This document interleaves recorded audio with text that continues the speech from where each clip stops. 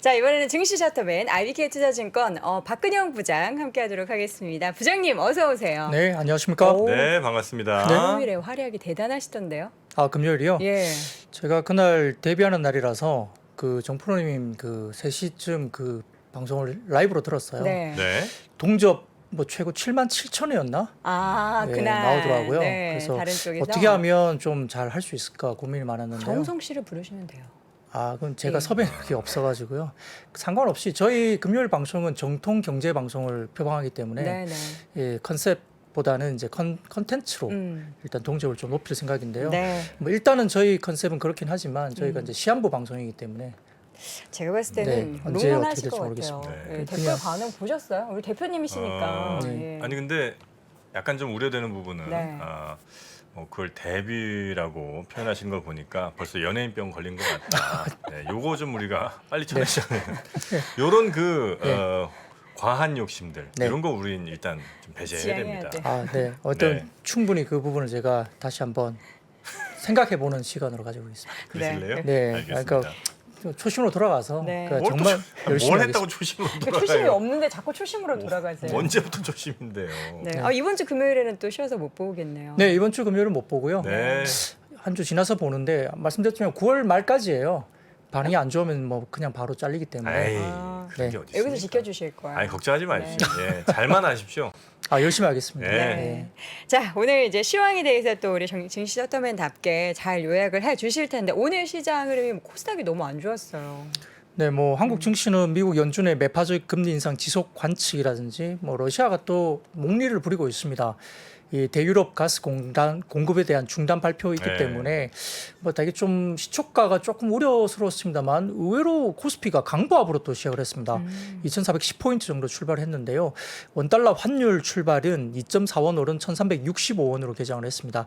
사실 그 지표도 2009년 4월 이후에 최고 수준이었는데 외국인은 현물 매도, 선물 매수로 출발했고 기관은 현물 매수, 선물 매도로 서로 이제 상반된 포지션 구축을 뭐 출발을 했는데요. 다만 외국인들은 코스피 200 기준으로는 아침에 순매수를 보이면서 다소 좀 대형주 중심으로는 좀 받쳐주는 모습을 보였습니다. 그래서 코스피는 상승세를 보였고 코스닥은 오히려 이제 하락하면서 시장 간 차별을 좀 보여준 상황인데요. 이 10시를 지나면서 외국인들은 코스피 전체적으로 순매수 전환을 하면서 다소 조금 시장이 좀 돌아서는 것이 아니냐 모습을 보이기도 했습니다. 업종별로는 뭐 실적과 글로벌 이슈에 뭐 실적이 받침이 되는 기계라든지 운수 장비, 그다음에 비금속 광물 등 업종의 강세가 보였는데 의약품이나 운수 창고, 섬유유복 업종이 약세를 보였고 특히 코스닥 시장에서는 뭐 2차 전지라든지 의약품, IT 등 대표 성장주들이 역시나 그 금리 인상에 대한 여파로 약세가 보였습니다. 오전에 위안과 원달러 원 환율, 그러니까 위안 원 환율이 사상 최고치를 넘어서 1위안당 200원에 근접을 했고요. 네. 중국 서부 청두 봉쇄 기간 연장이라든지 중국 남부의 기술 허브인 선전도 주말에 사실상 전면 봉쇄 조치를 내렸다는 뭐 뉴스가 들려지면서 지수 상단을 상당히 제한했습니다. 오전 기준만 놓고 보면 코스피 거래대금이 3조 원을 하회했기 때문에 사실은 뭐 수급 공백이 심화됐고요. 오후 들면서 외국인이 코스피도 순매도 전환하면서 이때 달러 인덱스가 110선을 도달하면서 이제 환율이 1,375원 가까이 급등한 영향으로 보였습니다. 금융위기 이후에 13년 만에 또다시 처음으로 계속적으로 올라가고 있는 모습이었고요. 네. 역시 이제 환율 변수에 발목 잡힌 코스피가 재차 하락 반전하면서 시총 상위 단에서 뭐 삼성전자나 하이닉스가 다소 조금은 이제 못 올라가면서 오후 들면서 낙폭이 확대되면서 코스피 하락을 주도했습니다. 중국의 차이신 서비스 PMI가 발표됐는데 뭐 나쁘지 않게 나왔었습니다. 지난달 발표된 55.5를 하회한 55로 발표가 됐지만은 시장의 예상이 54였기 때문에 다소 조금은 양호한 수준이고요. 2021년 6월 이후에 두 번째로 높은 레벨입니다. 표를 좀 띄워주시면 최근의 흐름을 볼 수 있는데 많이 빠졌다가 상당히 좀 올라오는 모습이 보이고 있어서 사실은 중국의 차이신 서비스 PMI는 긍정적으로 해석이 됐습니다. 그럼에도 불구하고 이제 중국의 청두 지역 코로나 검사 확대 실시 소식이라든지 아까 말씀드렸던 위안화 약세가 확대가 되면서 전체적으로 시장은 조금 약세로 전체적으로 갔고요. 오후에 이제 장중에 역외 위안화 6.95 위안 돌파하면서 지금 2020년 이래 최고치까지 네. 위안화가 약세 국면으로 접어들었습니다. 거기다가 오후에 이제 체크를 보니까 유럽 선물 지수가 3% 가까이 급락하면서 미국 증시가 오늘 휴장이거든요. 네. 그런데 유럽 증시가 오늘 큰 폭으로 하락할 수 있다는 우려가 전반적인 투자 심리 위축 요인으로 됐고요. 유로화도 20년 만에 달러 대비 최저치를 보이면서 1유로가 0.9877달러까지 하락을 했습니다. 페러티가 깨진 거죠. 네. 예, 3시를 지나면서 다만 이제 외국인들 선물 매수세가 재유입됐습니다. 그래서 종가 기준으로는 주가지수 선물을 바닥권에서 반등세를 보이면서 시장의 낙폭을 코스피 기준 축소를 좀 시켰고요. 따라서 이제 이번 주 같은 경우는 금주에도 연준 인사들의 발언이 있을 거고 7일 뭐 브레이너드 그다음에 같은 날 로레타 메스터, 그다음에 제롬 파월 의장도 8일 날 있고요. 카스카리 총재도 8일 날, 그다음에 찰스 에반스 총재도 8, 9일 연설이 진행되기 때문에 역시 이런 부분들이 좀 영향을 미칠 걸로 보이고요. 오늘의 오펙 플러스 회의도 뭐 사우디 중심의 감산 움직임을 주목하는 부분이기 때문에 유가 흐름에도 좀 변수를 주목할 필요가 네네. 있겠습니다. 근데 환율이 뭐로 시장은 보고 있습니까? 그러니까 이제 원 위안도 지금 거의 역대급이잖아요. 네. 그러니까 우리가 달러가 강세라 우리가 조금 환율이 약해지는 거는 뭐 그럴 수도 있겠다 싶긴 한데 위안화는 사실 우리랑 같이 가든지 뭐 요 정도는 이해할 수 있거든요. 근데 위안화도 별로 약세였던 것 같은데 우리는 훨씬 더 약세인 거는 우리 한국에 뭔가 문제가 있거나 뭐 그러니까 이렇게 우리 유독 더 약세일 거 아니에요. 뭐로 시장은 좀 보고 그 있습니까? 이제 원달러 환율에 대해서 이제 움직임을 보자면 원화의 그 약세 국면이 상대적으로 우리보다 더 심한 국가도 있고요. 네. 심지어 러시아 같은 건 오히려 달러보다는 더 강하거든요. 네. 그러니까 이제 나라마다 약간의 원달러 환율의 영향이 좀 차이가 있을 수 있는데 뭐 비교적 그 유럽이나 중국 쪽 그다음에 이제 일본 엔화 같은 영향권들이 사실은 가장 달러와의 영향에서 좀 크게 글로벌리 영향을 미친다고 볼 수 있는데요. 네. 뭐 중국 같은 경우는 그래도 최근에 뭐 금리도 상대적으로 내리고 있고 관련된 여러 가지 부양 정책 관련된 이슈를 많이 쓰고 있잖아요. 그래서 상대적으로 조금은 우리보단 낫다 이렇게 조금 생각하시는 거예요? 환경적으로는 좀 낫죠. 그리고 뭐 여러 가지 아까 PMI 지표도 네. 좀 어느 정도 좀 받쳐주는 모습도 보이고 그리고 계속적으로 지금 10월 16일인가 이제 뭐 세 번째 뭐 임기를 맞이할 수 있겠지만 어쨌든 지금 부양 정책과 관련된 부분에서 재정 정책이나 여러 가지 부분들을 또 이제 계속적으로 낸다고 보고 있기 때문에 돈을 풀고 그다음에 뭐 국가적인 재정 정책도 인프라 투자라든지 이런 것들을 할 수 있다 계속적으로 기대감이 있습니다. 그런 부분들에 좀 차이점이 있지 않을까 싶기도 합니다. 네. 그리고 한국 같은 경우는 수출 부분에서 적자가 또 심해지고 있잖아요. 뭐 그런 수출 부분의 어떤 여러 가지 무역 적자 부분들이 좀 커지고 있는 부분도 네. 원자재 수입 부분이 좀 커지면서 부담이 있으니까 좀 국가마다 약간의 레벨은 차이는 있는 것 같습니다. 뭐 그런 의견도 있긴 하네요. 그러니까 중국 같은 경우에 아무래도 좀 더 밑으로 내려갈 수 있을 상황인데도 중국은 국가가 조금 더 이렇게 환율을 통제 어느 정도 하는 나라잖아요. 강하죠. 네. 뭐 그러다 보니까 중국을 못 파니까 한국을 더 파는 거 아니냐 뭐 이런 의견도 있으시긴 하네요. 뭐 그럴 수도 있겠습니다. 그럴 수도 있고요. 네. 뭐 변수가 워낙 많기 때문에 환율은 한 가지로 설명하기는 좀 어려운 것 같습니다. 네, 저희가 지난주였죠. 그 우리은행의 민경원 선임연구위원과 함께 달러 얘기했을 때도 그때 이제 1,300원이었나요? 1,300원 이상은 좀 투기적인 수요가 있는 그랬었죠. 1,200원이었나요? 1,300원에서 네. 1,350원까지 오른 거 이거는 이제 그쵸. 투기적 수요인 것 같다. 뭐 이런 얘기가 있었죠. 네. 여러 가지 정말 복합적인 요인 때문에 이제 네. 환율이 엄청나게 이제 많이 올라서 시장에도 좀 부담감을 주는 모습들. 근데 또 보면 실질적으로 외국인이 그렇게 많이 팔진 않아가지고 여기에 대해서도 여러 가지 분석들 많이 나오고 있습니다. 자, 먼저 오늘 여러 가지 종목들 움직임 중에서 이제 가스 관련한 종목들이 좀 좋았죠. 네, 이제 정부가 10월 도시가스 요금 인상폭을 확대하는 방향 논의가 들어갔다 뉴스가 네. 나왔는데요. 사실 이제 전력 도매 가격도 역대 최고치까지 올라왔고 가스공사의 9월분 가스 도매 가격은 기가 칼로리당 14만 4,634원. 이게 지난달보다 13.8%나 급증한 지표라고 보입니다. 한국가스공사가 가스를 비싸게 사와서 저렴하게 판매를 하고 있기 때문에 여기에 대해서 손실이 불어났고 미수금도 계속 누적되고 있는 분위기거든요. 네. 여기에 따라서 이제 올해만 두 번째 인상하고 있는데 가스공사에 따르면은 2020년 12월까지 6,911억이었던 미수금이 지난해 말 약 1조 8천억까지 증가했고 올해 같은 경우는 유가가 급등하면서 약 3조 원까지 추가로 이제 불어난 상황입니다. 한전이 이제 전체적으로 발전사에서 전력을 사올 때 적용되는 전력 도매 가격이 이달 2일 기준 킬로와트 시당 245.42원을 기록하면서 이것도 사상 최고치가 들어가는 거죠. 유럽은 러시아로부터 뭐 가스관을 통해서 공급받는 뭐 PNG를 계속적으로 공급받았는데 이번에 끊었으니까 결국은 LNG를 수입을 해야 되는데요. 이게 이제 그동안 그 카타르에서 또 독일이 이제 LNG를 공급받는 방향도 추진 중이고 미국에서도 LNG를 또 많이 뭐 수입을 받고 있습니다. 그래서 이제 뭐 LNG 관련된 뭐 확보 경쟁이 좀 더 치열할 수 있다 이런 말도 있는데 러시아가 이제 유럽으로 향하는 천연가스 공급을 뭐 완전히 끊겠다라고 또 이야기 나온 게 이게 유가 관련된 가격 상한제가 발표되면서 동시에 나온 이야기입니다. 그래서 그 부분 때문에 좀 저희가 봐야 되겠는데요. 지금 러시아 같은 경우는 이제 이 관련된 에너지 중에서 천연가스 수출은 15% 정도 그리고 원유 수출이 85%. 그러니까 천연가스 15% 정도를 가지고 본인들은 크게 타격이 없다 생각하니까 이 천연가스로 사실은 조금은 목리를 부리고 있는 겁니다. 근데 원유 같은 경우는 오펙 플러스 감산 이야기가 나오고 있지만 러시아는 사우디와 좀 다르게 감산에 조금 부정적인 이슈로 지금 이야기가 되고 있어서 천연가스와 원유 관련된 부분들의 포지션이 러시아가 좀 다르다 볼 수 있는데요. 이런 부분들 때문에 뭐 오늘 같은 경우는 뭐 LNG라든지 정유까지도 전 사실 올랐거든요. 같이 스위치되는 그 에너지원이기 때문에 그렇습니다. 네. 그래서 이런 부분도 있고 그다음에 원자재 개발 수출하는 업체들 특히 이제 상사들 있지 않습니까? 포스코 인터내셔널이나 LX 인터내셔널, 뭐 GS 글로벌 이런 종합 상사도 굉장히 좋은 그림을 나타냈는데요. 이런 부분들 때문에 좀 그런데 뭐 사진 하나 가져왔습니다. 뭐죠? 이게 보면은 이게 뭔 것 같아요. 이게 그 러시아가 가스관 잠그는 뭐 예, 그런 이게 건가요? 기름이 좀 새가지고요. 독일 쪽으로 천연가스 못 보낸다는 이유로 든 사진입니다. 이렇게 돼서 우리 지금 못 보내. 네, 이게 이제 잠가야 약간 돼. 기름이 좀 흘렀다. 너무 이래가지고, 많이 흘렀네요. 예, 아주. 이래서 이 기름이 흘렀기 때문에 이제 천연가스를 독일로 못 보낸다 이렇게 해서 이제 무기한 연기했다 이렇게 나오는데 좀 약간 그리고 이 사진이 이게 유출되기 쉬운 사진인지는 잘 모르겠습니다만 이렇게 이제 지금 시장에서 막 돌아다닐 정도로 이 기름이 이 정도 샜기 때문에 지금 천연가스 못 보낸다 이거거든요. 그래서 약간 좀 의도적인 거 아니냐. 근데 시장은 뭐 알고 있었다 보시면 되겠죠. 그래서 그런 건데요. 다음 표를 보여주시면은 그 독일의 그 천연가스 최근의 선물 가격인데 이 흐름을 보시면 사실은 지난주 말까지 굉장히 많이 빠졌잖아요.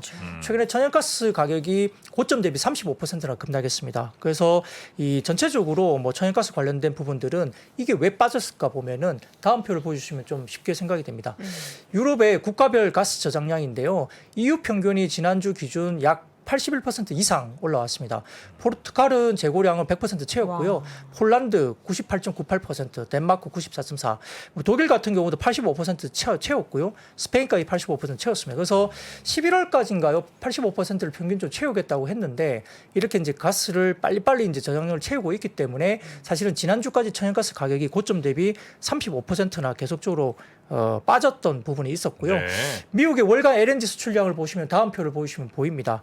미국이 프리포트가 6월에 화재가 나서 조금 어렵긴 했지만 뭐 11월 이후에는 가동된다 그랬고 수출이 재개되기 때문에 최근에 미국은 사실은 굉장히 LNG 수출을 많이 하고 있죠. 그래서 이렇게 미국 수출량이 계속적으로 올라오면서 천연가스 변동폭이 점점점 낮아지고 있고 네덜란드 쪽이나 독일 쪽에 천연가스 유럽 쪽이 빠지고 있었는데 다만 오늘 유럽 천연가스 가격이 개장과 동시에 31% 급등 출발을 했습니다. 31%요? 예, 뭘 등락 보이고.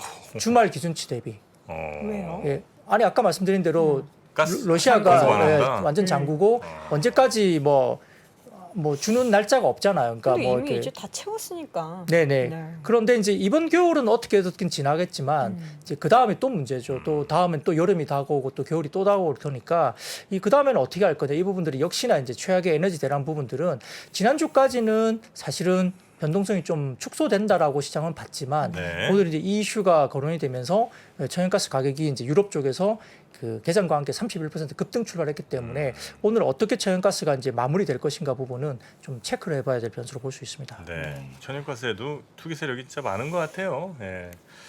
자, 그 다음엔 어떤 섹터 좀 보면 좋겠습니까? 네, 비칠금속인데요. 오늘은 알루미늄 쪽이 또 네. 이슈가 됐습니다. 이게 원재료인 보크사이트 이 부분의 수출에 대한 부분들을 인도네시아가 수출을 전면 금지인데 당장은 아니고요. 내년 6월부터 수출 금지 대상 품목에 포함할 수 있다 이렇게 인도네시아가 말을 했습니다.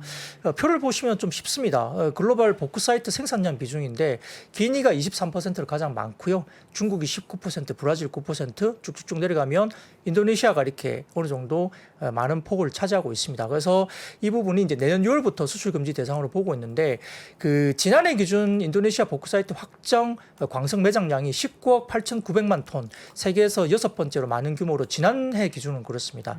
그런데 오른쪽 그림을 보여주시면은 글로벌 정년 알루미늄 생산량 비중은 역시나 중국이 57%로 가장 많고요.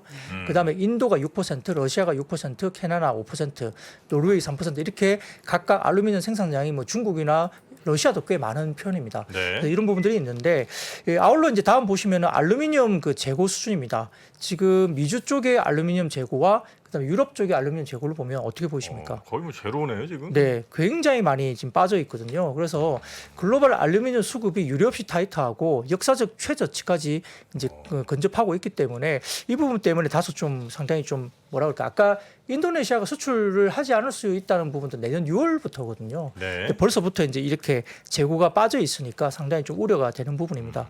실질적으로 지금 아마 니켈과 마찬가지로 러시아가 글로벌 핵심 알루미늄 생산국인데요. 보크사이트는 생산량 7위, 그리고 정년 알루미늄은 생산량 3위니까 또 러시아가 또 알루미늄 가지고 어떻게 할지는 잘 모르겠습니다. 그래서 지금 그 부분들 때문에 오늘 같은 경우는 풍산이나 뭐 PJ 메탈, 네. 조일 알루미늄, 사마 알루미늄 이런 알루미늄 관련된 비철 금속이 좀 움직였던 하루였습니다. 네. 알루미늄 같은 경우도 워낙 이제 전기가 많이 들어가는 맞습니다. 그런 특성이 좀 있어서 아마 유럽이라든지 이런 데서는 만들기가 거의 힘들겠네요, 그죠? 원가가 도저히 뭐 전기료도 엄청나게 올랐고. 그렇죠. 예. 네. 그나마 우리나라가 그래도 전기 요금 같은 경우는 비교적 안정적인 상황이라. 근데 그래서 네. 한전이 그렇게 막대한 적자를 보고 있는 거 아닙니까? 그렇죠, 그렇죠. 예. 네. 한전 그래서 뭐 주주분들은 굉장히 좀 속쓰릴 수도 그쵸. 있겠으나 네. 하여튼 뭐 한전이 있어서 하여튼 전기 좀 든든합니다. 싸게 쓰는 것 그렇죠. 같긴 합니다. 예, 전기도 그렇고요. 제가 네. 이제 그 원자재 곡물 관련된 수출입하는 분한테 여쭤보니까 밀가루도 다른 곡물보다도 밀가루는 좀 이렇게 가격을 못 오르게 한대요. 아, 그리고 정부가 정부에서. 어느 정도 그 부분을 보전해 주는 식으로 아, 밀가루는 그래요? 많이 쓰이니까 다른 곡물은 수입 물가나 이런 것들이 반영이 좀 되는데 밀가루만큼은 정부가 조금 이렇게 뭐 관리를 어느 좀 정도 빡세게 관리를 하는 한다고 모양이군요. 그리고 들었습니다. 신경 쓰는 거 여러 가지 있잖아요. 뭐 라면, 소주값, 계란, 우유 뭐 이런 거 네. 이렇게 다 관리하는데 이제 그렇죠. 원자재 중에서는 전기 뭐 요즘도 이런 그런지 부분. 모르겠는데 예전에 그 짜장면 가격 그거 이제 집중 관리 대상이잖아요. 아, 그래요? 네, 그래 갖고 짜장면도? 짜장면 가격을 중국집에서 못 올리니까 그래서 이제 뭐 짜장면 가격은 그대로 두고 뭐 양을 유니 짜장 뭐 별별 다른 짜장들을 아, 만들어 갖고 기본 말고 네, 기본 짜장은 가격을 못 올리니까 간짜장 뭐. 뭐 그런 걸로 좀 많이 했었던 뭐 그런 일이 좀 있다고 합니다. 갑자기 네. 또 짜장면이 먹고 싶은 마음이 듭니다. 짜장면은 간짜장이죠. 네, 자 물적 분할 관련해서 오늘 아침에도 우리 권순우 팀장님께서 그 LG 관련한 물적 분할 꼼수 뭐 이런 이야기 해주셨는데 오늘 관련한 방안, 네. 네 재고 방안이 좀 발표가 돼서 영향을 받은 기업이 있었다고요? 네, 뭐 역시 이제 DB하이텍도 이슈가 됐기 때문에 네. 오늘 뭐 안 빠지고 뭐 어느 정도 버텼던 하루였던 것 같은데 주요 내용을 보면 뭐 물적 분할 이후 5년 내외 그 자회사를 상장할 경우에는 모회사 일반 주주에 대한 보호 노력 이게 부분이고요. 예시로 이제 모회사 주주에게 자회사 주식 현물 배당이라든지 배당 확대, 자사주 취득을 통한 자회사 상장 이익 환원 등이 제시됐고 물적 분할 반대 주주에게 주식 매수 청구권이 부여되면서 기업 가치 하락을 유발하는 물적 분할 시도가 좀 어렵게 만드는 어떤 그런 영향으로 볼 수 있습니다. 그래서 DB하이텍 예를 들면 이런 경우도 이제 투자자들 반발이 좀 있었던 뭐 검토 대상이다 이야기 나오면서 좀 그런 부분이 있었는데요. 그렇죠. 사실은 뭐 정확한 물적 분할 방식에 대한 공식적인 발표가 없긴 했지만은 시장이 이제 물적 분할이 될 가능성이 높게 사실은 판단을 했었던 거죠. 여기에 따라서 뭐 이런 부분들이 다소 이제 좀 제대로 이제 갈 수 있을까에 대한 부분들 때문에 기대감 때문에 DB하이텍이 그래도 오늘은 좀 플러스권이 버티긴 했지만 사실 아직은 불확실성이 있다 보니까 뭐 저평가 부분을 좀 떠나서 주가 부분들이 움직이지 못하는 그런 모습도 보입니다. 네. 자 이번에는 이제 컨텐츠 관련한 종목인데 오늘 오랜만에 좀 올랐어요. 네, 이제 오늘 컨텐츠 중앙 같은 경우는 4%대 뭐 어떻게 보면 시장 대비해서 급등했다 볼 수 있는데요. 이 플레이 타임이라고 뭐 이렇게 쇼핑몰 아이들 가면은 아이들 놀이터 이렇게 있습니다. 이 부모들은 꼭 필요하죠. 이 아이들이 넣어놔야 돼. 그 네. 실내에서 아이들이 뭐 거기서 볼풀도 있고 뭐 미끄럼틀도 있고 거기서 짚라인도 타고 뭐 이러는 데가 있어요. 키즈 카페라 보시면 되고요. 아, 그래요? 네, 네, 뭐 부모들이 아이들을 이제 건사하기가 너무 힘드니까 1시간 반에서 2시간 정도 아, 넣어놓으면 거기 선생님들이 계세요. 맞아요. 그 2시간 동안 아이가 아니 사실 제가 네. 제일 잘 알아야 되는 이슈인데 네. 왜 모르시죠? 아직 없으시고 이미 네. 지나셨고. 아니 저 어렸을 때 저희는 이런 데 둘째가 갔어요. 7살이라 한참 이제 아 사용할 때입니다. 어렸을 때 가셨다고요? 그러니까 요 이름은 아닌데 뭐 플레이그라운드 이래서 각 아, 지역마다 그래요? 이렇게 네. 이제 비슷하더라고요. 뭐 이렇게 비슷합니다. 뭐 프로그램, 미끄럼도 키즈 카페는 있고. 여러 가지 이름으로 많은데요. 음. 그 컨텐츠 준환 같은 경우는 플랫 네네. 타임을 인수를 아 그래요. 예, 할 것으로 보입니다. 그래서 아. 이게 메가박스의 공간과 협업을 할 수 있다. 시너지에 대한 분석이 있습니다. 엄마 네, 아빠 네. 영화 보러 갈 때 이제 뭐 그럴 수도 쓰여놓고. 있고 그냥 2시간 넣어놓은 것 자체로도 위안이 되죠. 뭐 체력적으로도 그렇고 힘드세요? 저처럼 이제 나이가 많은 부모 같은 경우는 네. 굉장히 2시간이 꿀 같은 아 시간입니다. 그렇습니까? 체력적 그리고 이제 2시간 실컷 놀고 땀 흘리면 애가 빨리 잡니다. 그렇기 때문에 그것도 굉장히 소중한 시간으로 볼 수 있습니다. 네네네. 그래서 이제 일단 그걸 떠나서 뭐 펀더멘탈리 보면 표를 하나 띄워주시면은 네. 지금 그 극장 관련된 부분인데요. 올해 2분기 전국 관객 수 및 매출 현황인데 전반적으로 지금 대신증권 자료를 보시면은 굉장히 좀 올라오고 있는 게 보이죠. 확실히 이제 리오프닝 되면서 극장 쪽에 많이 들어오는 게 보이고요. 그다음 오른쪽 보시면은 이제 9월 3일 기준 누적 전국 관객 수와 매출 현황인데 이 부분도 보시면은 상당히 많이 올라오는 게 보입니다. 그래서 확연하게 리오프닝이 좀 올라오는 부분이 보이고요. 볼 콘텐츠가 있으면 아무튼 극장으로 좀 가는 분위기는 확실히 맞다. 그리고 극장 티켓도 많이 가격을 올렸기 때문에 여기에 대한 가격 전가, 그다음에 팝콘 수요가 결국은 그 영업이익이나 이런 부분 상당히 많이 올라오고 있기 때문에 네. 그 부분도 충분히 좋다 볼 수 있는데요. 메가박스가 전국에 직영 54개, 위탁이 56개 정도 됩니다. 그래서 총 110개 정도가 되는데 플레이 타임이 직영 80개 중에 91%가 대형 쇼핑몰에 운영이 되고 있습니다. 그래서 향후에 입점 가능성이 충분히 있다 볼 수 있겠고 극장 평균의 객석 점유율이 약 21% 정도밖에 안 됩니다. 어? 그러니까 평일 날에는 안 보는 뭐 그쵸, 관도 그쵸. 많고 네. 주말에 좀 많이 차고 그쵸. 그러니까 평균적으로 코로나 이전에도 평균적으로 객석 점유율이 한 없죠. 20% 초반 정도밖에 안 된대요. 100좌석 있으면 21개 정도만 찬다 이거죠? 그렇죠. 평균 내보면. 예, 그렇습니다. 뭐 잘 되는 영화는 뭐 흥행을 할 수 있지만 네네. 그 외의 영화는 이제 전체적으로 그럴 수 있죠. 그리고 뭐 평일날 낮에는 안 볼 수 있기 때문에 그러하고요. 그래서 그런데 멀티플렉스 일부 상영관을 뭐 플레이 타임으로 변경할 가능성도 있다라고 이제 열어놓는. 상영관을 네, 그러니까 어차피 객석이 그렇게 많이 안 차기 때문에 메가박스 입장에서는 플레이타임 인수 이후에 이 플레이타임으로 상영관을 좀 변경할 수 있는 가능성도 있지 않느냐라는 대신증권의 뷰가 있습니다. 네네네. 거기에 대해서 이제 2019년 기준 플레이타임을 보면 매출입이 598억에 영업이익이 72억 정도 나쁘지 않습니다. 그래서 이 부분을 좀 늘리는 상황인데요. 다음 표를 보시면은 이제 메가박스 관련된 대신증권의 추정치가 나오는데 그 올해 2분기에 턴어라운드 달성하면서 2022년 연가 흑자 전환한 이후에 2024년 이익이 정상화된다 이렇게 보고 있는 것 같아요. 그래서 대신증권이 2025년 가면 추정 영업이익이 400억대로 올라올 수도 있다라고 추정을 한다고 하니까요. 뭐 이걸 좀 당겨오는 주가 수준이 흐름이 있을 수 있죠. 물론 뭐 추정치기 때문에 가봐야 되겠지만 상당히 좀 정상화되는 국면에 대한 뭐 추정치를 이렇게 좀 공격적으로 내놓고 있습니다. 그래서 네. 여기에 대한 부분들이 좀 반영이 된 것 같고요.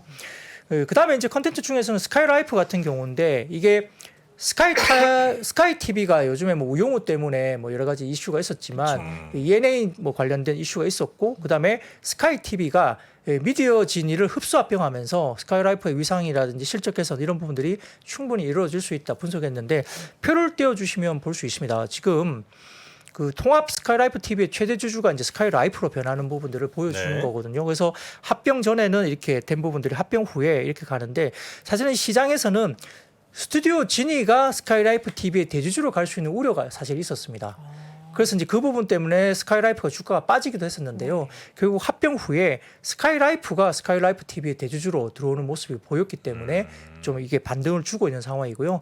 합병 전, 합병 후의 부분들이 스카이라이프가 스카이라이프 TV의 대주주로 올라서면서 기대감이 상당히 좀 올라오는 부분 때문에 그렇고 PER 기준으로 보더라도 한 6배, 7배 정도 수준으로 알려져 있습니다. 그래서 밸류에이션 부분도 어느 정도 조금 아직은 매력적인 구간이 아니냐라고 이 대신증권에서는 무속 리포트를 내고 있기 때문에 이 부분이 좀 오늘도 컨텐츠 쪽이 좋았고요. 그다음에 제일기획도 오늘 4% 이상 반등을 했는데 뭐 비수경에도 불구하고 이제 3분기 호실적이 기대된다는 분석도 있었고요.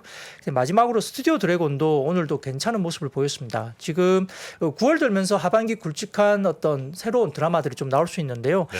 지금 특히 이제 스튜디오 드래곤 제작했던 작은 아씨들 이 드라마가 나왔는데 지금 2회 기준 7.7% 이게 뭐 굉장히 높은 수준이거든요. 이게 TVN 과거 평균 드라마 대비 그 6.3% 정도인데 높은 시청률이죠. 7.7이니까. 네. 그래서 작은 아씨들이 김고은과 남지현 씨 이렇게 배우들이 나오는 건데요. 뭐 가난한 뭐 세 명의 그 자매가 그 아주 뭐 이렇게 잘 사는 어떤 그런 집안에 뭐 이렇게 약간 뭐 대립을 하는 뭐 그런 내용으로 알려져 있는데 저는 아직 못 봤습니다만 네. 뭐 시청률이 상당히 잘 나왔다 이렇게 보는 것 같고요. 컨텐츠를 좋아하는 같은 경우도 넷플릭스 오리지널 수리남 이게 9월 9일 방영 예정입니다. 이게 상당히 좀 대작인데 하정우 씨와 황정민 씨 이렇게 나오는 거거든요. 약간 그 해외 쪽에 로케가 들어가면서 이 마약과 관련된 뭐 그런 내용으로 좀 약간 다이나믹한 모습을 보인다고 하니까 기대감이 좀 있는 것 같습니다. 네. 저 황정민 씨 닮았다는 소리 종종 듣습니다. 누가요? 저요. 여도은 씨. 네, 여도은 앵커가? 등산 갔을 때 예, 얼굴이 황정민이요? 빨개지면 약간 얼굴 있다고. 예. 다음에 그래요? 이제 기회가 네. 되면 이제 요게 수리남이 뜨면 제가 아. 사진 한번 공개해 보도록 하겠습니다. 황정민 씨. 보시면 제 생각이 많이 날 거예요. 한번 좀 찾아보겠습니다. 예. 자, 게임주. 좋은 얘기도 하나 있네요. 네, 뭐 오늘 급등한 건 아니지만 그래도 상대적으로 조금 일부 게임주들이 뭐 플러스권으로 유지됐던 종목들이 있습니다. 특히 뭐 최근에 세계 3대 게임쇼 하나인 게임스컴 나오면서 이제 네. 뭐 네오이즈가 가장 각광을 받고 있잖아요. 그래서 이 기존의 캐주얼 게임 위주에서 이제 PC나 콘솔 게임으로 넘어간다. 이게 핵심입니다. 그래서 이런 부분인데요.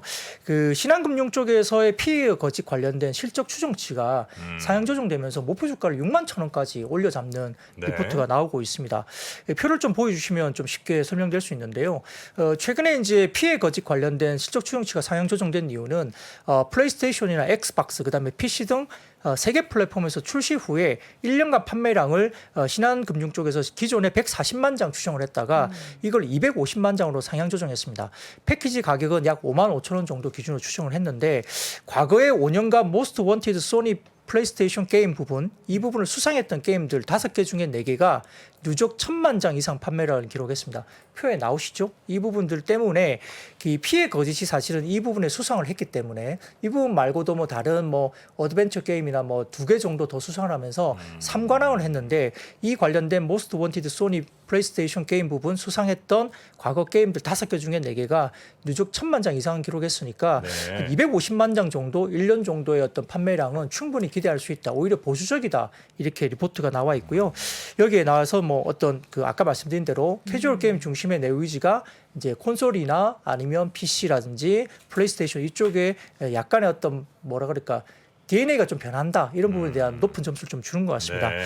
근데 다만 이제 모바일 게임을 보자면 순위를 좀 가져와 봤는데요. 이 부분이 이제 유진투자증권에서 이제 올려놓은 부분인데 이 플레이스토어 기준이긴 합니다만 이렇게 번뜩이는 게임이 별로 없습니다. 현재 보면은 그 우마무스메 상당히 좋게 나가다 최근에 일부 유저들이 반발이 좀 있다는 약간의 노이즈가 좀 있는 부분이죠. 이 부분은 좀 그 정도 말씀드리고요. 세븐 나이츠 레볼루션 같은 경우도 보시면 좀 올라가다가 최근에 확 빠지는 모습, 10위권 중반까지 빠지고 있고요. 네. 서머너즈와 크로니클 같은 경우도 처음에 좀 올라가다가 10위권 안에 들어갔다가 다시 10위권 중반 이후로 빠지고 있고, 그나마 이제 히트 2 정도가 지금 출시되면서 조금 이제 그 매출 순위가 올라오고 있는데, 히트 2 같은 경우는 이 부분도 이제 약간 뭐 호불호가 좀 갈릴 수 있습니다. 네. NC소프트처럼 이제 5강 이상 그 강화를 했을 때 예를 들어서 칼을 강화하다가 5강 이상에서 실패하면 칼이 없어집니다. 그래서 새로 아이템을 구입해야 되는 무슨 그런. 내용인지 전혀 모르시겠죠? 네. 저도 뭐 게임을 안 해서 예. 그게 뭐냐면 이제 강화를 기존의 했죠. 게임들은 예를 들어서 칼을 강화하면 이제 칼이 강화되면 그 능력치가 올라가잖아요. 네. 그래서 이제 그 자기가 가지고 있는 어떤 아이템들의 능력치가 올라가기 때문에 계속적으로 단계를 검증할 수 있는데, 반짝반짝하자. 이 5강 이상 넘어갔을 때 이제 칼을 강화했는데 실패하잖아요. 그거 아예 사라지는 겁니까? 예, 일부 게임, 그러니까 NC소프트가 그랬고요. 그거 너무 억울한 네, 거 히트 아닙니까? 2도 그런 게임이더라고요. 제가 해봤거든요. 그 첫날 해봤는데 5강 이상 강화해서 실패하니까 아이템이 없어져요. 그래서 그 아이템을 다시 구해서 다시 강화를 해야 그 됩니다. 돈 주고 사야 됩니까? 이제 계속 돌리다 보면 아이템은 구해져요. 칼은 어떤 필드에서 구해지는데 강화를 해야 되잖아요. 강화할 때는 예, 첫 번째는 뭐 전혀 강화가 안 된 그 칼인데 시간과 1강, 노력이 2강, 계속. 3강, 4강 이렇게 올라가면서 네네. 5강까지는 세이프하게 갑니다. 강화 확률이 100%. 6강 이상부터는 실패하면 칼이 없어지죠. 다시 또 처음으로 들어가. 예, 처음은 그러면 칼을 다시 구해야 됩니다. 그러니까 이제 그게 그러면 이제 뭔가를 이제 더 이제 내가 현금을 줘서 어떤 아이템을 구하겠죠. 뭐 그런 구조입니다. 그러니까 리니지가 그런 구조가 좀 있었고요. 가는데 그렇지 않은 게임들도 있긴 합니다. 이런 구조가 지금 유저로서 싫다라시는 거죠? 그걸 계속 하는 부분들은 뭐 계속 된다고 한다면 이제 아이템을 구입을 하니까 돈을 들이면서 좋은 어떤 뭐 아이템을 강화하려고 할 거고요. 네. 뭐 어떤 유저들은 이걸 약간 좀 싫어하시면은 하다가 이제 그만두겠죠. 너무 이제 장사 속이 보인다 이제 이런 거죠. 그건 이제 뭐 호불호는 있습니다. 뭐 그런 것에 대해서 그냥 받아들이는 분도 계시고요. 리니지는 계속 받아들이니까 그게 계속적으로 이제 굉장히 높은 매출을 이어지는 이루었고요. 거죠. 또 그걸 못 받는 유저들은 또 그거 아닌 게임을 하신 쪽으로 가는 네네. 거니까 네. 그건 뭐 개인의 선택에 달려 있는 것 같습니다. 네. 한때 그 온라인 게임이 야 이제 콘솔은 끝났다. 네. 이제 온라인 시대로 간다 했던 게 이제 2000년대 초중반 그리고 2010년대까지도 조금 이어지는 것 같더니 네. 다시 콘솔로 가네요. 그러니까 MMORPG가 이제 어떻게 보면 거기서 거기인 시점이 온 거예요. 그리고 비주얼적으로 보면 리니지가 워낙 잘 만들었고 그에 상응한 비주얼이 아니면 또 뭐 구리다 이렇게 하면서 약간의 비주얼 부분도 상당히 부담스러워지고 스토리 라인이 비슷비슷하고요. 강화 요인이나 MMORPG의 운영 스킬이 거의 비슷합니다. 그렇기 때문에 조금 지칠 때가 됐는데요. 네. 기본적인 그 MMORPG 모바일 유저 자체가 좀 빠지는 분위기에서 새롭게 PC나 뭐 플레이스테이션 그다음에 엑스박스 이런 쪽에 새로운 게임들이 나오니까 이 부분에 대한 뭐라 그럴까 유저들이 조금 주목을 하는 것 같아요. 근데 예. 피해 거짓이 어쨌든 상관왕을 하면서 이게 굉장히 각광을 받고 있잖아요. 그래서 이쪽으로 조금은 그러니까 아까 말씀드렸던 DNA가 좀 변한 회사. 그러니까 그래서 네. 네오위즈가 목표 주가 상향 조정이 상당히 급하게 이루어지고 있는 모습이 보이는데 물론 오늘은 뭐 약보합으로 좀 빠지긴 했습니다만 단기적으로 올라서 이격이 좀 벌어져 있기 때문에 그런데 시장은 약간 좀 다른 시각으로 그러니까 P2A가 또 각광을 받다가 돈을 못 버니까 밸류에이션 비싸다 이렇게 나오지만 네. 다시 한번 이런 쪽으로 조금은 눈을 돌리는 것 같습니다. 네. 지금 네. 보면은 콘텐츠 방금 전에 확인했던 것도 그렇고 게임도 그렇고 주가가 너무 많이 빠졌어요. 현재 네. 너무 많이 빠져서 과연 이게 또 언제 회복이 될지에 대해서 이제 사실 이제 코로나 때 이미 꺾인 종목들도 있고 게임 중에 사실 코로나 때 오히려 좋았던 종목들도 있었는데 네. 많이 깎여서 이제 위에서 많이 물리셨을 것 같은 분들이 계실 것 같습니다. 자 다음 섹터 보겠습니다. 네, 해운업종은 뭐 역시 해운 지표가 빠지고 있습니다. 뭐 상하이 컨테이너 운임 지수가 2일 기준 2,847.62포인트, 전 거래일 대비 9.72%로 또 급락했습니다. 지금 상하이 컨테이너 운임 지수가 올해 1월 초 정점을 찍은 후에 결국은 이제 피크아웃 논란이 계속되고 있죠. 4월 이후에 작년 4월 이후에 16개월 만에 처음으로 3,000포인트 아래로 내려갔고요. 9주 연속 하락세로 고점 대비 약 44% 급락했습니다. 그래서 전체적으로 운임이 하락하는 것에 대해서 역시나 글로벌 경제가 인플레이션 여파 때문에 이제 뭐 불확실성이 계속적으로 보이고 있잖아요. 그래서 컨테이너 선적 수요가 감소하고 있다 보이는데 역시 전 세계 한국 혼잡이 완화되고 있는 게 확실히 보이거든요. 여기에 따라서 컨테이너 운임이 역시 하락세가 되고 있고요.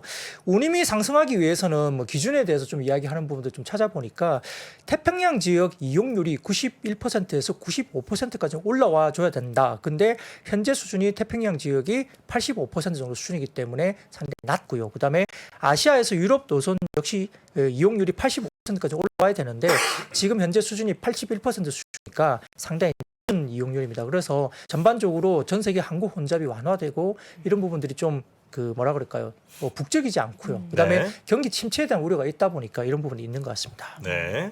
자, 태풍이 오고 이제 장마가 오고 흰남노. 흰남노. 지금 그것 때문에 관련된 종목 시장에서 좀 움직임이 오늘 좀 있었나요? 네, 사실은 이번에 태풍 흰남노 같은 경우는 저희도 조금 조심을 하셔야 되는 게 맞는데 네. 이 태풍에 대한 규모를 보면 지금 과거에 그 루사, 그다음에 매미 이 두 태풍보다 훨씬 더 강할 수도 있다라고 이야기가 됩니다. 그래서 지금 비상근무 1단계에서 중대본이 3단계로 바로 격상을 했다고 하는데 네. 과거의 뉴스를 좀 찾아보니까 지금 과거에 루사나 매미 때 당시 피해액이 4조 원에서 5조 원 이상으로 굉장히 피해가 컸다고 금액 하거든요. 피해도 진짜 컸는데 네. 인명 피해가 되게 많았더라고요. 그렇습니다. 그래서 뭐 인명도 마찬가지고 금액 피해도 그렇고 상당히 좀 이번 그 태풍은 좀 잘 지나갔으면 하는 바람인데요. 여기에 따라서 역시 이제 재복구 관련해서 뭐 여러 가지 이슈들이 있습니다. 그래서 뭐 코리아 SE, 뭐 대농, 경농, 삼형 엠텍, EM플러스, 사모개발, 우원개발 재복구 관련이고요. 또 교육 관련해서도 이제 온라인 교육으로 좀 전환될 가능성이 있지 않을까라는 테마성 움직임이 교육주도 있었다 볼 수 있습니다. 네네네. 그래서 좀 움직였군요. 네. 자, 자동차주가 요즘 좋은데 자, 현대차 주가 지난주에 20만 원 회복하더니 오늘 또 왔다 갔다 하더니 20만 원에서 딱 맞물게 됐나요? 역시 이제 좀 약세장이지만 자동차 섹터가 그래도 힘을 좀 내고 있는 게 보입니다. 어쨌든 뭐 현대차가 어쨌든 20만 원 선을 종가 기준으로 딱 찍었기 때문에 힘이 좀 그래도 받쳐주는 듯한 느낌도 들고요. 현대차가 지금 24년 10월에 미국의 조지아 공장 전기차 공장을 연산 30만 대로 조기 완공한다. 25년 추가 증설 방안 검토 이게 알려져 있습니다. 사실 미국 쪽의 전기차 생산을 늘리면 내부적으로 봤을 때 저희가 좀 우려했던 거는 노조의 반대가 있을 수도 있다는 부분들이 조금 걸림돌이 될 수 있었지만 노조는 이제 기본적으로 어떤 그런 어떤 뭐라 그럴까 좀 개런티를 해주면 그 고용에 대한 개런티를 해주면 반대할 이유가 없다 이런 뭐 기본적인 입장이기 때문에 어느 정도 잘 풀릴 것으로 보입니다. 그래서 전체적으로 지금 아까 말씀드린 것처럼 인플레이션 감축법에 대해서 이제 미국이 빨리 뭔가를 이제 뭐 지어야 되고 빨리 이제 거기서 공장 양산을 해야 되는데 사실은 전기차 관련해서 지금 신공장 증설 이후에 2, 3개월 단위로 전기차 차종을 또 추가하는 방향도 검토 중에 있습니다. 원래 신공장을 건설하면은 생산 차종을 1년 단위로 추가한다고 합니다. 네. 그런데 이제 좀 급하다 보니까 공장 증설 이후에 2, 3개월 단위로 신규 라인업을 빨리빨리 이제 증설하는 쪽으로 단위적으로 좀 조속한 차종 다변화 이런 것들을 지금 적극 공략하겠다 전략으로 해석되고 있고요. 그리고 최근에 일부 보고서를 보면 전기차 관련해서 보조금이 나오는데 그게 전기차 관련해서 뭐 미국 현지 모델들, 경쟁 모델들이 약 7% 정도의 모델 기준으로 봤을 때 우위를 점할 수 있는 보조금을 받는다고 했을 때 최근에 작년 환율 기준 최근에 환율 흐름이 16% 이상 이게 원화가 약세기 때문에 어떻게 보면 거기서 상세가 될 수 있다라고 주장하는 분석 자료도 있습니다. 그래서 네. 기본적으로 텍스를 못 받는다 하더라도 가격적인 경쟁력에서 이 환율 부분에 어느 정도 상세를 할 수 있는 기간이 있다. 이런 부분이 되고 있고요. 지금 말씀드렸던 전기차 공약에 대한 부분들이 상당히 좀 빠르게 지금 진전되고 있다는 부분이 보이는데 지금 현대차증권도 보고서를 통해서 뭐 8월에 현대차 그룹 중국의 글로벌 도매 판매가 상당히 좋다는 부분에서는 수출 확대에 따른 우호적 환율도 충분히 누리면서 좋은 환경이 된다 볼 수 있겠고요. 부품사 중심의 비중 확대 전략도 상당히 중요하다고 지금 이야기가 되고 있습니다. 왜냐하면 반도체가 공급이 안 되면서 사실 물량이 좀 굉장히 없었죠. 예를 들어 현대차가 100대를 팔다가 뭐 90대를 팔게 됐는데 믹스 개선을 통해서 비싼 제네시스나 SUV를 많이 팔게 되면 전체적인 매수를 또 올라가고 실적이 좋아지는 반면 이 부품사 같은 경우는 100대 팔다가 90대를 팔게 되면 어떻게 되죠? 볼륨이 떨어지니까 부품사는 사실은 굉장히 어려워지는 국면이 됩니다. 네. 그래서 상당히 좀 안 좋았는데 올해 같은 경우는 지금 부품사나 이런 부분들이 반도체라든지 이런 게 완화되고 볼륨 중심으로 증가를 하고 있다는 모습이 보이니까 작년에 안 좋았던 부품사들이 반전을 이루어줄 수 있다. 이런 논리도 지금 이야기되고 있는 것 같습니다. 그래서 이런 부분들이 지금 현대차증권도 부품사 중심의 비중 확대 전략도 유의하다. 이야기되고 있고요. 유진투자증권도 지금 경쟁사의 신차 생산 차질 지속되면서 특히 이제 뭐 일본 회사들이 지금 MS가 상당히 빠지고 있거든요. 네. 이 부분들 때문에 전체적으로 AFS가 주기적으로 발표하는 차량용 반도체 수급 차질 영향 역시 북미나 유럽 지역에 집중되고 있으면서 미주 지역에는 일단 대외 불확실성에도 불구하고 국내 완성차 메이커의 우호적인 환경이다 분석되면서 뭐 완성차뿐만 아니라 뭐 한원 시스템, 만도, 뭐 성호하이텍 등 볼륨 성장에 대한 부품사들도 굉장히 좋은 모습을 최근에 보여주고 있습니다. 자, 오늘 그래서 자동차주 가운데 기업설 한 종목을 준비해 주셨습니다. 바로 현대차. 자, 저희가 이제 기업설이라서 기초적인 설명부터 해야 되는데 현대차는 많이들 알고 네. 계시죠? 네. 뭐 맞습니다. 하는 그러니까 뭐 이 시간 같은 경우는 여러 번 말씀드리지만 저희가 좋다고 추천드리는 건 아니고요. 네. 최근에 환경을 말씀드리는 시간이기 때문에 말씀을 좀 드리겠습니다. 앞서서 이제 전반적인 흐름은 제가 말씀드렸고요. 그 현대차 관련된 미국 현지 판매가 전년비 3분기와 접어들면서 또다시 반등이 시작됐다는 이야기가 많이 나옵니다. 그래서 다올투자증권 분위기를 보면 9월에서 12월 사이에 구조적인 전년비 어떤 현지 판매 반등 국면이 진입했다, 본격화되고 있다 이렇게 분석 자료를 냈고요. 8월에 MS 확대가 주어지면서 현대가 전년비 13.5% 그리고 기아가 전년비 22.4%나 급증하고 있다 이렇게 말을 했습니다. 그래서 지금 표를 가져왔는데요, 좀 보시면은 보입니다. 현대차 관련해서 기아도 마찬가지고요. 현지 판매가 전년 대비 우상향이 확실히 보여지는 게 보입니다. 그리고 전체적으로 지금 현지 판매도 올라가고 있지만 어쨌든 전년비 우상향 그림이 회색 선으로 밑에 보이시는 게 보이면 퍼센테이지로 보면 올라가는 게 확실히 보입니다. 그리고 두 번째 표를 보시면 대당 인센티브 비용인데요. 이게 이제 시장에서 잘 안 팔리면 인센티브가 올라가잖아요. 그러니까 할인율이 높아집니다. 그리고 브로커, 그러니까 차를 파는 딜러들한테 많은 돈을 줘야 되는데 이 부분들이 계속적으로 내려가고 있죠. 지금 2분기도 내려갔지만 3분기는 더 내려갔다고 합니다. 그래서 미국의 인센티브 같은 경우도 전월의 낮은 수준 그대로 유지가 되면서 현대는 오히려 이제 2분기보다도 3분기가 20%나 더 빠지고 있고 기아는 8%까지 빠지니까 사실은 수요가 좋다고 보시면 됩니다. 그래서 네. 잘 팔린다 보시면 될 것 같고요. 다음 표를 보시면은 8월에 미국의 그 신차 가격 대비 인센티브율인데 쭉 보시면 스텔란티스 같은 경우는 뭐죠? 신차 가격보다 인센티브가 높으니까 네네. 높게 형성돼 있죠. 근데 현대기아 같은 경우는 기아가 굉장히 낮고 현대는 더 낮습니다. 그러니까 인센티브를 많이 안 줘도 신차 가격을 높게 받으면서 잘 팔리고 있다는 게 확실히 보이죠. 그러니까 차종별로 브랜드로 보면은 현대기아가 상당히 잘 팔리고 인센티브 계속 빠지는 모습을 보이고 있는 거죠. 그래서 네. 상당히 좀 이 부분들이 이 경쟁사 모델 대비 미국 쪽에서는 상당히 수요가 좋은 모습이 보이고 있다 이렇게 보이는 상황이고요. 다음 표 보시면은 그 글로벌 분기별 도매 판매인데 이 부분도 QOQ 전 분기 대비로도 판매 증가 기조가 보이고 있고 3분기에도 계속적으로 매분기 볼륨 성장세가 계속적으로 시현되고 있다. 그러니까 절대 그 판매량으로 보더라도 많이 팔리고 있는 게 우상한 그림이 보입니다. 그래서 MS로 본다면은 지금 현대기아가 미국의 MS 12위로 4위에 등극되어 있습니다. 그러니까 과거 같은 경우 내연기관 같은 경우는 MS가 한 8%대, 한 9% 언더 이 정도가 됐거든요. 근데 최근에 계속적으로 전기차를 잘 팔면서 미국 기준 MS가 12위로 등극되고 있으니까 상당히 잘하고 있죠. 그래서 네. 최근에 GM이 MS가 미국 시장에서 16.7%로 1위를 회복했다 하고요. 그다음에 포드가 MS 13.4%로 하고 있고 일본 업체는 극히 부진한다고 합니다. 지금 중국의 부품 수급 의존도가 굉장히 높기 때문에 뒤늦게 지금 생산 차질이 되면서 일본 업체 좀 빠지는 것들을 이제 한국의 현대기아가 많이 좀 뺏어오고 있다 이런 모습이 보이고 있어서 지금 어쨌든 현대기아가 미국의 MS 12위로 4위 정도 그룹에 등극되고 있어서 전반적인 MS가 12%라면 사상 최대치 경신하고 있거든요. 네네네. 이 부분들 때문에 아마 완성차뿐만 아니라 볼륨 입장에서 부품사들도 자동차 섹터는 조금 긍정적으로 봐야 되지 않을까 이런 네. 분석 자료가 많이 나오고 있는 상황입니다. 이 정도로 사실 성장을 하고 인센티브가 뭐 4천만 원짜리 3천만 원짜리면 거의 한 40만 원 수준이니까 1.3%는 진짜 역사적으로 적은 거죠. 적은 편이거든요. 근데 아마 투자자들 생각은 이게 피크 아닌가는 의심들을 하는 것 같아요. 그러니까 이 정도 성장성에 이 정도 가격 좋고 하면 사실은 주가가 지금보다 훨씬 더 가야 되는데 네. 못 가는 게 아마 지금 이 정도가 피크 아니냐는 의심들을 끊임없이 하는 것 같습니다. 그럴 수도 있고요. 네. 뭐 2분기에도 사실은 환율 효과가 꽤 컸던 부분도 분명히 있거든요. 그러니까 환율이 이제 여기서 만약에 방향을 틀면 뭐 이 생각도 할 수 있는 그러니까 거죠. 환율도 뭐 거의 피크 그다음에 그렇죠. 뭐 이런 인센티브라든지 아니면 네. 뭐 대당 가격 등등 여러 가지 것들이 거의 피크 아니냐는 의심을 조금 하는 하고 것 있는 같긴 같아요. 합니다. 그래서 네. 뭐 그 부분들은 반대적으로 굉장히 좀 경계를 하는 모습들을 보일 수는 있는데요. 네.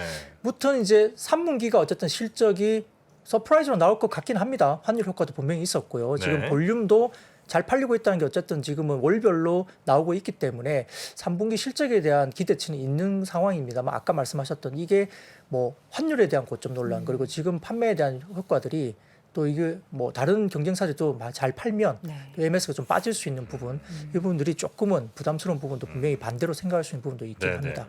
우리 여동은 앵커는 차를 선택할 때 기준이 뭐예요? 뭐 예를 들어 성능이 될 수도 있고 디자인, 뭐 브랜드 뭐 여러 가지가 있을 수 있잖아요.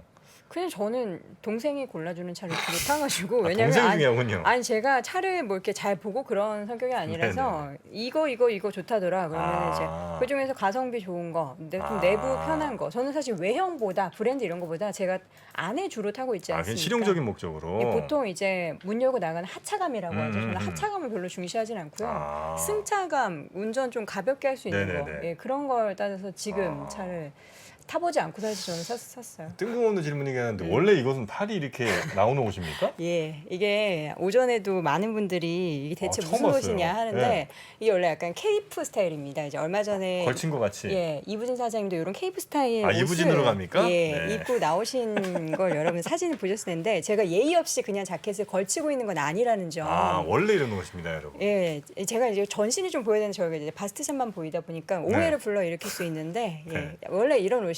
아, 바람 불면 이게 살짝 이렇게 그렇죠, 날아가고. 그렇죠. 이게 두 가지예요. 이제 여름부터 겨울까지 입게 하기 위해서 여름엔 이렇게 입고 겨울엔 네. 팔을 끼면 되는데 지금 제가 살이 약간 쪄서 이거 팔을 넣으면 늘 수도 있긴 있어요. 예, 좀 꽉 낍니다. 그렇습니까? 네. 네. 운동 열심히 하셔서 뭐 그런 거겠죠. 네. 자, 패셔니스타 우리 여돈 앵커 이부진과 함께 갑니다. 이부진. 날씨도 그렇고요. 네. 상부진으로 가죠. 그 이는 배트맨 아니고. 스타일이시네요. 예. 아우. 자, 오늘 네. 자, 다양한 이야기를 나눠봤는데 마지막 자동차 얘기까지 네. 나눠봤습니다. 자동차는 현대차, 현대차에 대한 뭐 종목 추천 이런 거 아니라는 점 다시 한번 말씀드립니다. 네. 자, 이렇게 해서 오늘 IBK 투자증권 박근영 부장 함께했습니다. 부장님 고맙습니다. 네, 감사합니다. 네, 고맙습니다. 현재 하락장을 정확하게 이해하고 많은 배움을 얻는 기회로 삼아보시면 어떨까요? 빠르게 경제 수준을 끌어올려주는 국내 최고의 경제 강의. 앞으로도 투자가 계속해서 이어져야 된다고 한다면 상승장도 겪어봐야 되겠지만 하락장도 있지 않을까요? 하락장에 좀 우리가 겪고 있는 거죠. 굉장히 고통스럽죠. 하락장에서는 어떤 일들이 일어나는지 그리고 언젠간 바닥을 긁겠죠. 그때의 느낌이 어떤지는 생생하게 기억을 해두시는 게 되게 중요합니다. 그거 되게 중요합니다. 바닥을 긁을 때의 느낌. 바닥을 긁을 때는요. 세상이 끝난 것처럼 보여요. 오늘이 바닥입니다. 이런 사람은 없어요. 고점도요. 우리가 모르는 데 와요. 작년 11월에 나스닥이 고점이었거든요. 오늘이 고점입니다. 느낌 없어요. 왜? 모든 게 멀쩡하거든요. 3프로TV 경제대학 오건영의 경제를 보는 눈 신규 출시 기념 8월 31일까지 얼리버드 특가로 만나보시죠. 지금 바로 영상 아래 댓글을 확인하십시오.